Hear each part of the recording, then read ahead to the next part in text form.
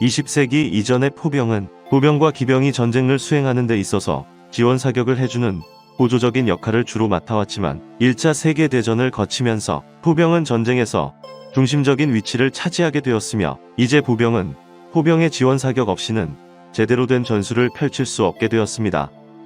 약 20년 후에 벌어진 2차 세계대전에서도 포병의 중요성은 계속 이어지게 됩니다. 이번 영상에서는 2차 대전 당시 각 국가들의 포병 전력과 전술에 대해 알아보겠습니다. 먼저 영국입니다. 전쟁 전 영국군은 마크2 25파운더 포를 개발했습니다. 87.6mm의 구경을 가진 이 포는 최대 사정거리가 12km였으며 평균 발사속도 분당 8발, 최대 발사속도 분당 20발의 놀라운 속사 능력을 보여주었습니다. 마크2는 특히 북아프리카의 엘 알라메인 전투에서 큰 활약을 보였습니다.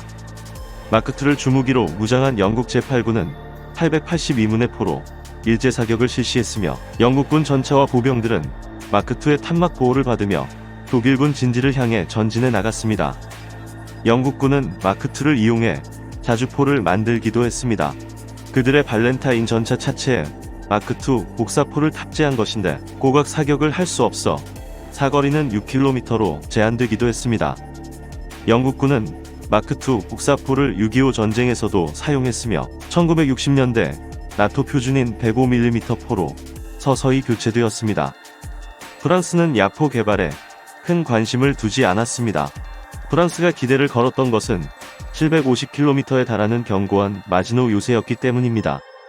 프랑스군은 이 견고한 요새에서 독일군을 상대할 것이기 때문에 기존에 자신들이 보유하고 있던 75mm 포로도 충분한 방어가 가능하다고 생각했던 것입니다. 프랑스는 화력을 강화한 105mm 포를 개발하기도 했지만 전쟁 발발 시까지 410문 정도만을 생산한 상태였으며 이러한 모든 노력은 단 6주 만에 프랑스가 독일군에 의해 점령당하게 되면서 모두 수포로 돌아갔습니다. 독일은 1차 대전에서 패배한 이후 군사력 보유를 제한하는 베르사유 조약을 맺게 되지만 1935년 재무장을 선언하면서 이 조약을 파기했습니다. 재무장 선언 이후 독일군 포병이 보유하게 된 야포는 LEFA-78 105mm 포였습니다.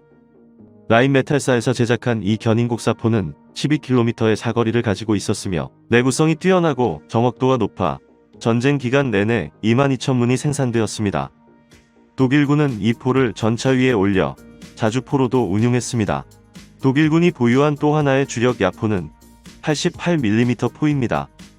원래 대공포로 사용하기 위해 개발된 것이지만 빠른 포구 속도와 관통력으로 인해 대전차포와 전차포로도 사용되었으며 간접 사격을 하면 곡사포가 되기도 했습니다. 최대 14km의 긴 사거리를 가지고 있고 분당 20발을 발사할 수 있으며 위급한 상황에서는 이동차대에 견인된 상태에서도 긴급 사격이 가능했습니다. 전쟁 기간 동안 2만 문이 넘게 생산된 이 포는 연합군이 가장 위협을 느끼는 독일군 무기였기 때문에 언제나 제일 먼저 제거되어야 할 표적이 되기도 했습니다. 독일군은 인류 역사상 가장 거대한 포를 운용하기도 했습니다. 그들은 프랑스의 견고한 마지노 요새를 파괴하기 위해 위력이 매우 큰 포를 만들어야 한다고 생각했으며 그러한 이유로 무게 1350톤 800mm의 구경을 가진 구스타프 열차포를 개발했습니다. 이 포의 최대 사정거리는 47km이고 운용인원과 정비인원, 경비병력까지 합하면 약 1,000명의 병력이 이 포를 운용하기 위해 배치되었으며 포탄 한 발을 발사하는 데만 30분이 넘게 소요되었습니다. 이 거대한 열차포는 단 2대만 제작되었으며 프랑스가 생각보다 빨리 점령되는 바람에 원래의 계획인 마지노 요새에는 사용되지 못했고 1942년이 돼서야 소련 세바스토폴 요새를 공격하는데 투입되었습니다. 포탄의 무게만 5톤에 달해 목표물에 명중하면 폭 12m, 깊이 12m의 크레이터가 생기고 거대한 버섯구름이 형성되었다고 합니다. 소련은 1920년대부터 본격적인 야포 개발에 들어갔는데 그들은 76.2mm, 122mm, 152mm, 203mm, 305mm 등 다양한 구경의 포를 만들어 사용했으며 그러면서도 되도록 같은 포괄을 이용하거나 부품을 통일해 운용 효율성을 높이기 위해 노력했습니다. 소련군은 다연장 로켓인 BM-13을 개발하기도 했습니다. 카츄샤라고도 불리니 다연장 로켓은 9km의 사거리를 가지고 있으며 비록 정확도는 떨어졌지만 광범위한 지역을 초토화시킨다는 장점이 있었습니다. 카츄샤는 매우 특이한 소리를 내며 발사되었는데 이러한 이유로 독일군은 이 다연장 로켓을 스탈린의 오르간이라고 부르기도 했습니다. 독일군과 소련군은 포병 운용 전술에 있어서 큰 차이를 보였습니다. 독일군은 야포를 여러 곳에 분산 배치해 놓고 정확한 사격을 통해 목표물을 명중시킨다는 개념을 가지고 있었던 반면 소련군은 대량의 포병 집단을 한 곳에 모아놓고 목표물에 일제 사격을 가하는 방식을 사용했습니다. 소련군은 우수한 포병 장교들이 숙청당하거나 전쟁 초반 전사에 정확한 지원 사격을 할 역량이 부족했고 야포의 성능도 좋지 않았기 때문에 이렇게 압도적인 양으로 부정확한 사격 실력을 상쇄하려 했습니다. 1942년 8월부터 1943년 2월까지 벌어진 스탈린그라드 전투에서 양측은 대규모 화력전을 벌이게 되는데 전투 초반에는 독일군이 승기를 잡으며 도시를 거의 포위하는 듯 했지만 소련군도 사력을 다해 방어하며 저항을 계속했습니다. 전투 후반이 되자 소련군의 반격이 시작되었습니다. 그들은 800문에 달하는 야포를 동원해 4시간에 걸친 공격 준비 사격을 실시한 후 보병과 전차를 전진시키며 독일군을 압도했습니다. 독일군은 88mm 포로 소련군 전차를 막아보려 했지만 이내 소련군의 야포 공격을 받게 되면서 상당수가 무력화되었습니다. 소련군은 스탈린그라드 전투에서 승리한 후 전쟁의 승기를 잡게 되었으며 스탈린은 자신들의 포병을 전장의 붉은 신이라 부르며 치하했습니다. 태평양 전쟁 초반 일본군 포병은 큰 활약을 보였습니다. 중일 전쟁에서 전투 경험을 쌓은 일본군 포병은 훈련이 매우 잘 되어 있었고 성능이 좋은 다수의 야포를 보유하고 있었는데 주요 구경은 75mm, 105mm, 150mm, 240mm였습니다. 그중 94식 산악포로 불린 75mm 포는 최대 사거리 8km이고 약 75%의 우수한 명중률을 보였으며 포신과 포다리 등을 분리할 수 있어 쉽게 운반이 가능했습니다. 일본군은 산악 지형에서 야포 사격을 실시한 후 즉시 포를 분리해 다른 곳으로 이동했기 때문에 미군은 그들을 상대하는데 애를 먹어야 했습니다. 240mm인 45식 곡사포는 미군의 콘크리트 요새를 파괴하는데 큰 역할을 했습니다.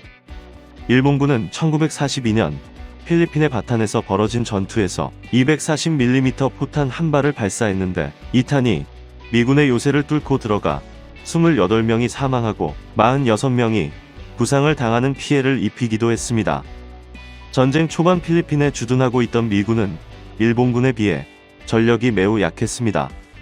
야포라고는 75mm 포 48문이 전부였는데 맥아더 장군은 미국의 각종 장비의 지원을 요청했지만 그때까지만 해도 상당수의 무기들이 유럽의 독일군을 막는 데 투입되었습니다. 사실 미군은 포병 전력에 대해 큰 투자를 하지 않았으며 이러한 이유로 1차 대전에서는 영국과 프랑스의 야포를 빌려서 사용해야 했습니다. 1차 대전이 끝난 후 미국은 웨스터벨트 위원회를 만들어 포병 전력 강화에 대해 연구하게 되는데 그 결과 앞으로 미군 포병은 105mm, 155mm, 8인치 이렇게 세 종류의 야포를 보유해야 한다고 주장했습니다. 이러한 주장에 따라 개발된 것이 105mm M2 견인곡사포입니다. M2는 처음부터 차량에 견인되는 것을 염두하고 개발했기 때문에 사격 후 빠른 진지 이동이 가능했으며 발사 속도와 내구성, 정확성 등 모든 면에서 우수한 성능을 보여주었습니다. 미군이 대량의 M1 155mm 포와 M2 105mm 포를 보유하게 되자 이제 일본군과의 포병 전력을 역전시킬 수 있었습니다. 1944년 막강한 전력과 함께 필리핀에 다시 돌아온 맥아더 장군은 레이테섬을 시작으로 일본군 제14군을 공격하기 시작했습니다. 일본군은 이제 반대의 입장이 되어 콘크리트 요새나 동굴 안에 들어가 저항했지만 미군의 정확한 야포 사격에 곧 무력화되었습니다.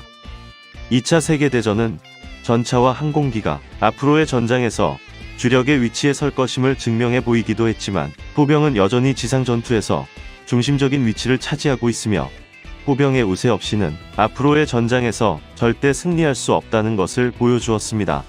이상으로 마치겠습니다.